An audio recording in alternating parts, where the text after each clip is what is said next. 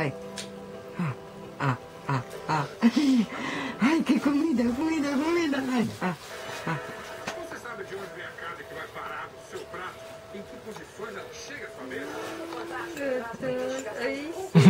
Sobre os abatedouros no Brasil. Como você, consumidor, pode descobrir se as carnes de boa procedência... Agora a gente vai falar também de um distúrbio que começa na infância e que, se não contratado, pode prejudicar a vida escolar e profissional. É o transtorno de déficit de atenção e hiperatividade. O doutor Nando Varela conta a história do professor que se atrapalhava com seu compromisso e não conseguia se concentrar. Mas agora está superando a... É isso, é assim mesmo. É assim, mastiga. Vai. Mastiga.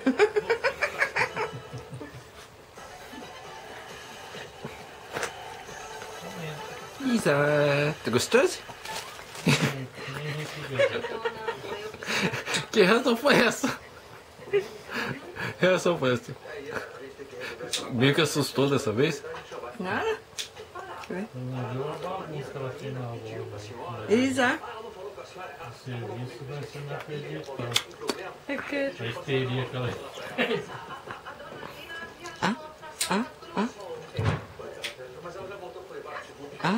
Eu tô dando giro. Escutou o barulho lá fora.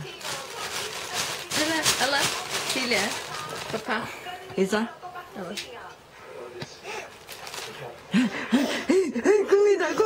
Comida. Tira a mão. Vai, Isa.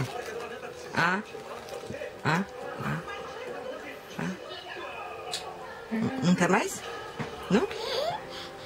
Vai. A cadela não é de que tá gostando, não.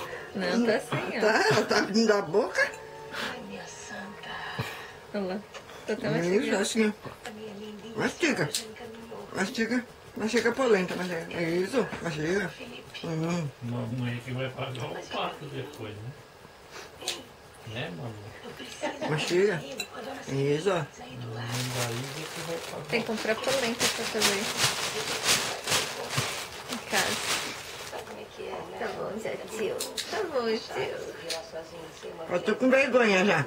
Fica me filmando comendo só pra ele. Tá, eu vou parar. Olha lá, o tiozinho. Isa! Olha lá, tio. Isa! Oi! Yuyu! Tchau.